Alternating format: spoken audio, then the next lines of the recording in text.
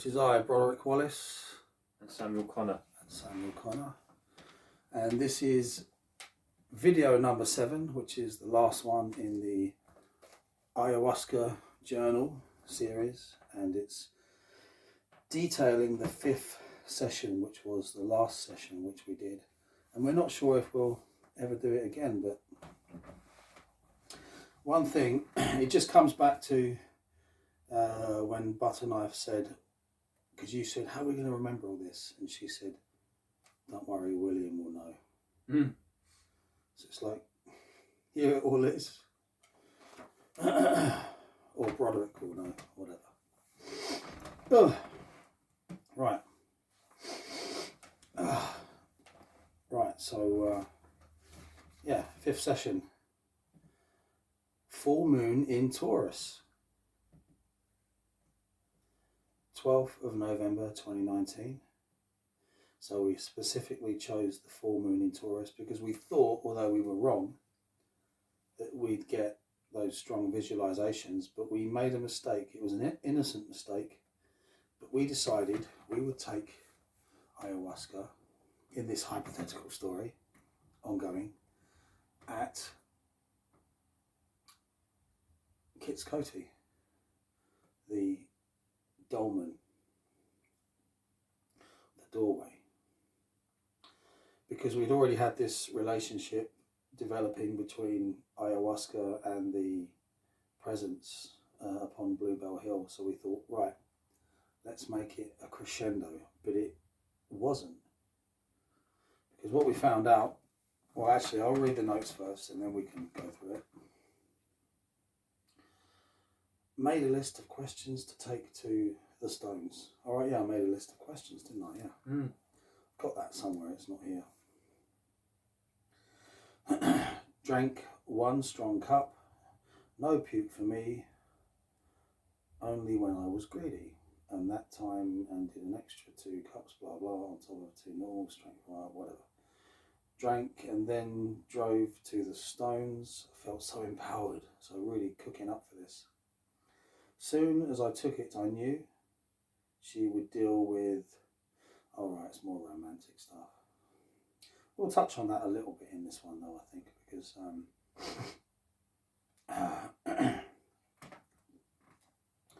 because I still know this person, actually. So you never know what funny things may develop over the years. The night before we cooked the brew, me and Samuel Conor both had dreams of Amazonian Indians. I forgot all about that. I don't remember it either, but it's written here. The vision of the block. Yes, this is the relationship stuff. Yes, it can be made new again.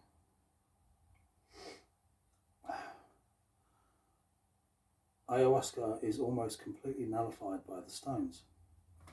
I don't know, I'm sort of stumbling my words. I don't know if you heard that.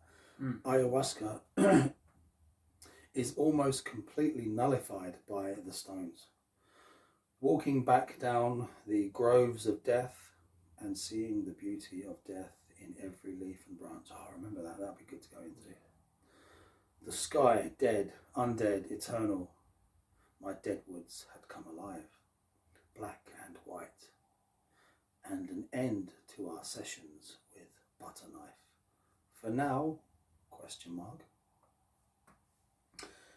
A few notes here to end with Hermetics versus psychedelics to talk about at the end. And there are some further notes going on.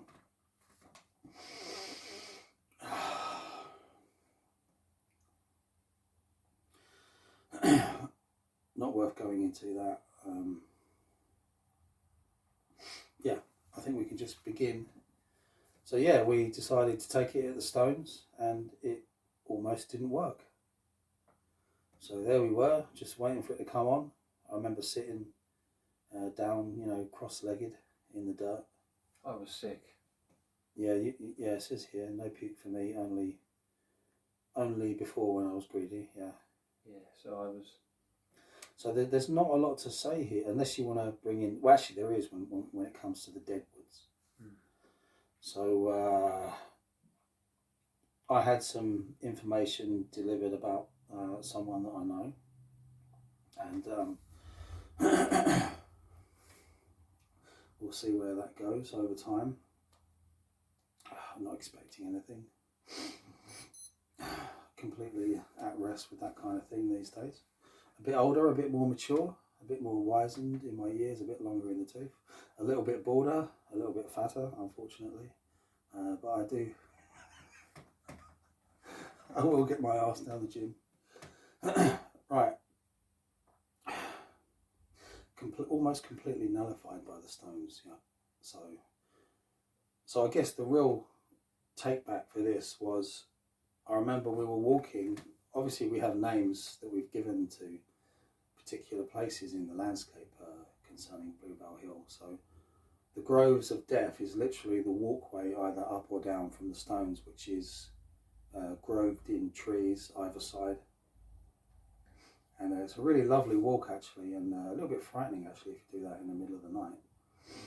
And so as I was walking, even though I didn't have the full effect of ayahuasca, the whole landscape turned into, basically, it became linked with my art. So I was seeing these deadwoods, this black and white landscape, and it was beautiful. Death in every leaf, it says here, in every leaf and branch, the sky dead, undead, eternal, the beauty of death. My deadwoods had come alive, black and white. So in a way it was a kind of, I wouldn't say it's an anti-climax in respect that we'd already had multiple orgasmic climaxes along this journey. But the last one, in a way, it was kind of saying, well, you've done it. We've kind of done this now. So I guess we should just, unless there's anything you can remember from that particular day. No, I just remember that the experience was, well, it had a sense of finality about it. It was after the intensity of the fourth experience, it was a bit of a goodbye, you know, and it was a fitting way to end it. But I also think that there was something about that whole process of all those sessions that by going to the stones, it ended it. That was an act which also ended it. Do you know what I mean? So yeah. It was sort of, it was like, thank you for the healing wisdom, thank you for the medicine, and then it was back to where it started, really, you know, in a way. So we got this massive download of all these interesting topics and things that relate and that would unlock over the years, and little did I know at that point that I would become homeless and, you know, end up, my only option was to buy a van and live in it. So I had all that ahead of me, which I had no idea at the time. Yeah. If I'd known, I probably would have collapsed in grief, like, Jesus, man. But, you know, 3 years in now, you know, life on the road. So you could say it was one part of a wider initiation, which led to some very strange events, which would lead us both into Session, which, out of respect, we won't dive into, you know, too deeply. But you might say that Session is an extremely positive light amidst all this darkness. Yeah, I would definitely say that. And I would also say, don't do this. We did it, you know, but I mean, it's like a lot of things, isn't it? It's like, well, I mean, we all have to find our own way. We have to make our own decisions. If I could go back, I perhaps would have been a little bit more sensible concerning some of the things that I mucked around with. But I can't deny that I'm now walking around with an absolute certainty in, as if I didn't already, but a very vivid certainty in wider consciousness, in terms of that knowledge of disembodied beings, and the fact that we evolve in this lifetime and are released into a different state of being, if you like. So it's like, you know, you can have that certainty, but it kind of comes at, it can come at a price.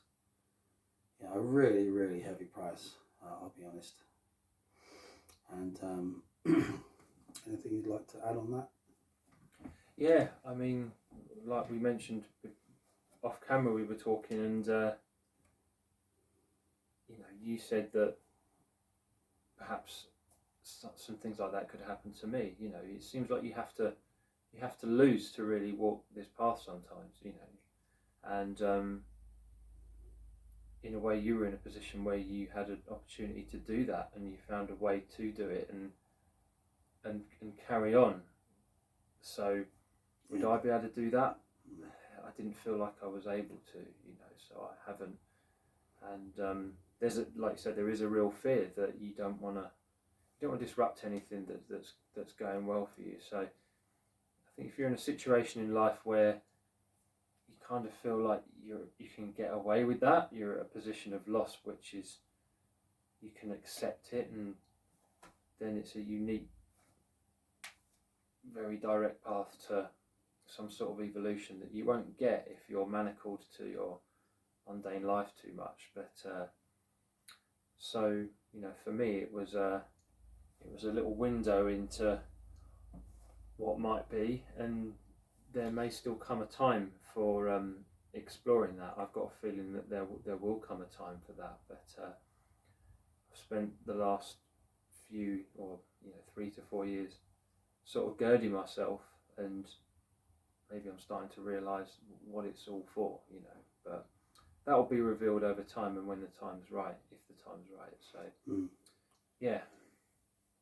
So one thing we've proven is you don't need a shaman, and you don't need to be in the Amazon rainforest to take ayahuasca in this hypothetical story. You just don't need to. You can do it yourself, you know, and but don't. But don't. Really, I mean, don't. Yeah, just don't. Because it would be irresponsible to say anything else. But at the end of the day, we will make our own choices, right? So I will say psychedelics over the. So let's go into psychedelics here. Talk about psychedelics and then match it up against hermetics. Yeah. So obviously, like at this point, when we were going through these ayahuasca experiences, we didn't know a fraction of what we know now, you know, and a whole new world would be opened up to us in a couple of years. So meditation would be, you know, trying to get to grips with, you know, the first step of initiation into hermetics and constantly failing. And it's funny to think in the Goddess of Bluebell Hill video, there's a moment where I say, oh yeah, we tried to do that Franz Bardon stuff, but it was just too hard. And little did we know that we would be propelled headlong into an understanding of how to proceed there. So in a way, it's like there is a saviour there. You know, there is a wholesomeness that has come in, but things had to take the course that they did, and you see, say for instance, if you've had these experiences of ayahuasca and salvia divinorum, and you know, maybe throw in some other sort of teenage craziness or whatever, it does do something to your head. It does. If you're the kind of person that is naturally open to some degree or another, it does seem to open you up more, and that's where the risk comes in. It would be better to follow a sensible course in psychedelic-free initiation. Like, would you agree with that? Yeah. Sorry, my stomach going there. Yeah. Yeah, I would say that is absolutely the right thing to do. Not everyone is. Well, I wouldn't say that some of the experiences we had were fortunate, but things could go a lot worse. So the fact is that both of us, before we got involved with ayahuasca, we had both attempted with a degree of success initiation into hermetics. We both discovered, you before me, but we both discovered meditation. We had kept up a practice, we had kept a diary, we had done some level of asceticism, we had done a healthy, we'd done some of these things. Like even Bardon, I've noticed that your mind had already been Changed. shaped a little from meditation. So a lot of people, I would say some people who are vocally, maybe on the internet, outspoken in their magical practices and will quite happily divulge all their methods and all their successes, probably have never done a day's meditation, have never spent more than a few minutes in their own mind, never progressively worked on its imbalances. So those are the sort of people that are more at risk. So I think that we were actually well placed to take the risk because we'd offset it with a degree of discipline beforehand. If we were to approach it now with an even greater build up of the discipline, I wouldn't say I'd be interested to see what that would be like, because I think you'd be undoing years of progress of that, and whether these two can be combined remains to be seen. Yeah, because it's like with ayahuasca, you get a magical experience. There's prophecy there. Things are opening up. In terms of knowledge and experience and things like that.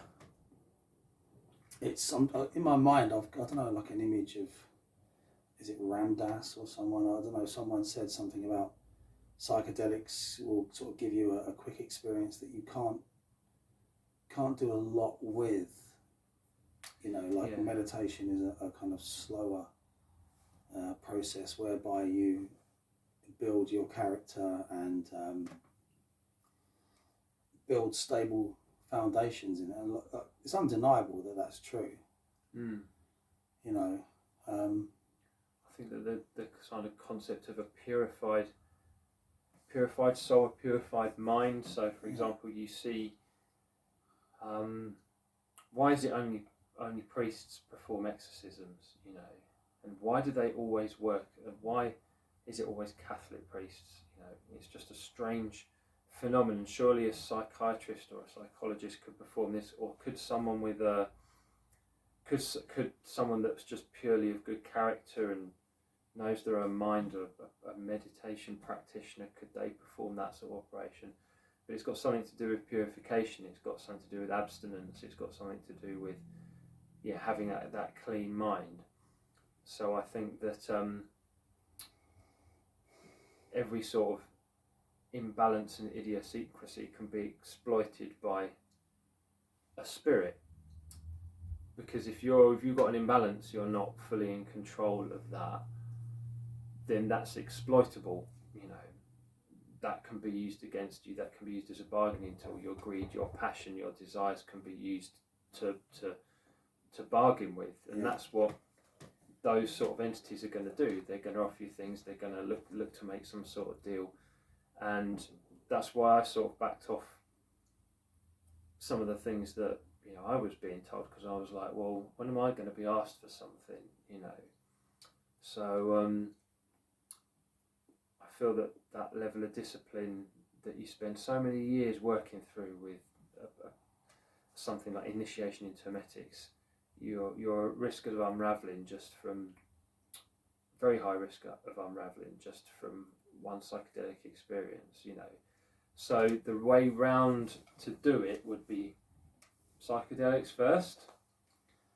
You wouldn't want to do it the other way around, would you? Or would you? But things like we know that and can sort of appreciate that because we've done that. So if someone was to say to us, no, you don't want to do that, you just want to knuckle down with this discipline, there's a little bit of that kind of, well, you're going to kind of, sort of prod it to see if anything happens, that natural human curiosity, I mean, is it a bit like, a lot of people spend quite a lot of their teenage years and 20s getting drunk, but by the time they get into their 30s, they're not doing that anymore, because doing that when you're in your life's in full swing is. But we should definitely sort of, even though we're saying that, we should definitely say massive amount of love and healing in ayahuasca. I'm sure it's saved people. It's had a positive effect on so many people, but we're not the first to document a dark experience on ayahuasca as well. No. You know, I'm sure ours is highly original, but we're not the first to document a dark experience. So, you know, so if I was speaking to someone younger than me, I'd say, no, don't bother with that. Just apply yourself in meditation and build a foundation. And it's a shame we can't really talk too far in that direction. It's you see, there are people who say nothing, right? And that, I wouldn't say it frustrates me, but it's like, well, there's nothing to talk about then, is there? It's like, you know, you sort of sit there, it's like, okay, so everything's secret, so great. I was going to say, well, selfish isn't the right word. You might say it's cautious. But you see, there is a certain rock and roll quality that leads to great stories, you know. And, you know, talking as a couple of metalheads, you know, it's all wrapped up, you know. The crazy childhood, you know, the heavy metal, the psychedelics, the, you know, flat out sorcery, if you like. And then emerging into a place through, you know, divorce, homelessness, you know, getting in trouble with the law, all this kind of shit, which isn't impressive. I've never made out that it's impressive, but it's, if it's a fact, it's a fact. And I just spend my days just trying to keep my nose clean, get on with. We all have a moment here and there. And another important thing to stress is, when you engage in spiritual practices, whether it's psychedelics or you know, a course in Hermetics, you can't be a completely different person at the end of it. Like, well, I mean, you could if you made, I suppose, not completely, but enough. You'd be different enough that no one would recognise you if you gave up a portion of your humanity, perhaps, I would say. And, you know, perhaps that's worth doing, and I can't deny that I've felt those processes, you know, within me, you know.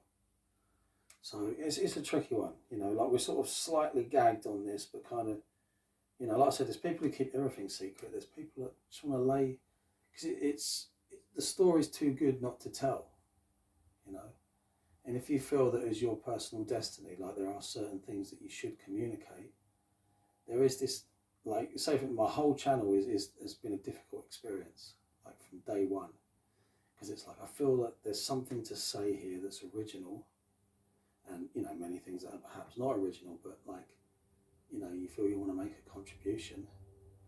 And at the same time, the as you progress, you realise that there's more things that you can't talk about, and it does become more secretive. It does become more honourable. I mean, just from, you know, a few moments here and there, you're having a joke or you say something a bit crazy or a bit rude or whatever. It just goes to show that you can put years into this stuff, but you have to embrace a certain amount of self-acceptance, really. Because if you're looking to heal yourself completely, maybe you're okay in many ways, you know. Maybe you don't have to be radically transformed, you know. Maybe you're missing the point a little bit.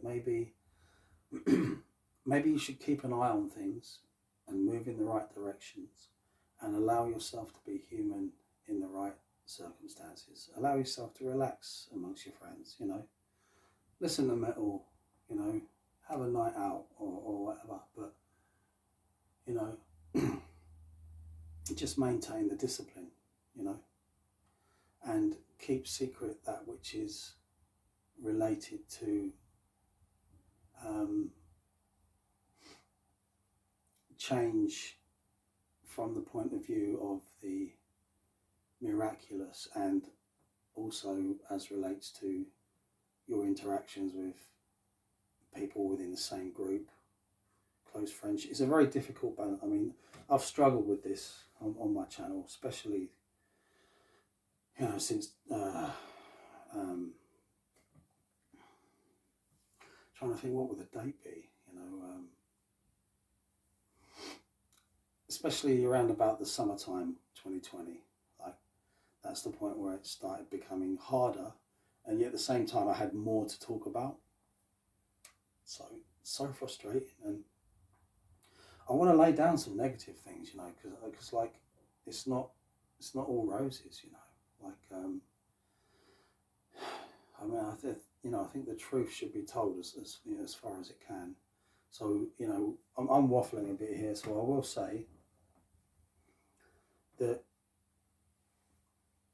Hermetic discipline is superior to either sorcery without soul mirror work, and it's superior to psychedelics, but there's still something to be gained, a lesson, and perhaps changes. And psychedelics definitely great if you're you have a trauma that needs healing or whatever, but as we found out, if you're strongly directed towards uncovering, I don't know what you might call secret knowledge or whatever, it will ramp up real quick, and you better be strapped in for the ride. So I've actually arrived at a point now. I think I can speak for you as well. Obviously, pipe up if I'm talking for you too much here, but we've kind of left this behind now. We never call each other up. Yeah, we should do this or that again. Like we're like, no, we've found a stable way forward now. And you see, even though these visions, these experiences, they leave something within you, they teach you things, you have these profound experiences, life does return to normal very quickly, and they're kind of on the edge, they appear in dreams from time to time, but when you're engaged in daily meditation, you're constantly connected. There is a gradual building process, which is, it just is superior. It is, but I'm glad, I'm glad that we might have perhaps made some mistakes, or, just the particular configuration of our minds and our state of life when we took it might not have been ideal. We might not have been as responsible as we might have been. Perhaps we were lucky. But yeah, with that caveat that these things aren't necessarily bad, I would say that even leaving out hermetics, if you like, just the daily practice of meditation, just that on its own will have a much more positive and longer lasting effect. But you will catch yourself being the same old you in moments, but slightly more controlled over time.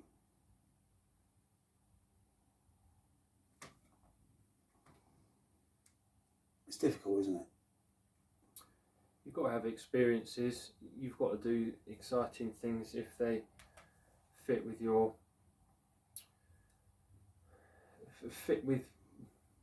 if you feel like there's something that you want to explore, then you should explore it, because you're a human being, and if you just strap yourself down and abstain from everything, then you're going to let some of the best things in life pass you by. But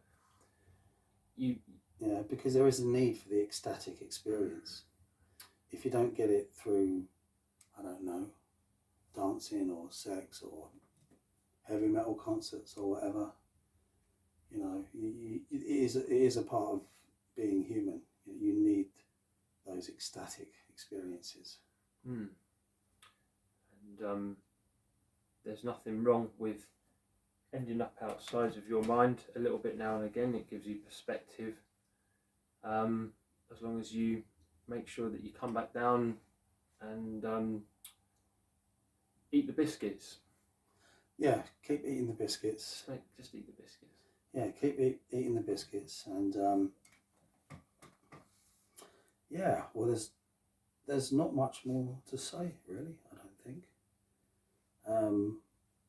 Yeah, I guess that closes the ayahuasca journal. We have finally completed this little mini series. I suspect it won't be watched by many people, and of the people that do watch it, most of them won't watch it properly or in order. They'll probably be, half listening or whatever. But for those that do, those that really engage with from video 1 through to 7, and I hope that you will agree that it was difficult not to tell this story, because moments of it sounds unbelievable. Some of it sounds, and there's bits we get to where I can't really go into, but somehow or another, as has been the case on my channel from day one, we've managed to, somehow communicate the essence. And as I've always said, I like to make a contribution, like, even if it's difficult, a contribution has been made here, to the subject.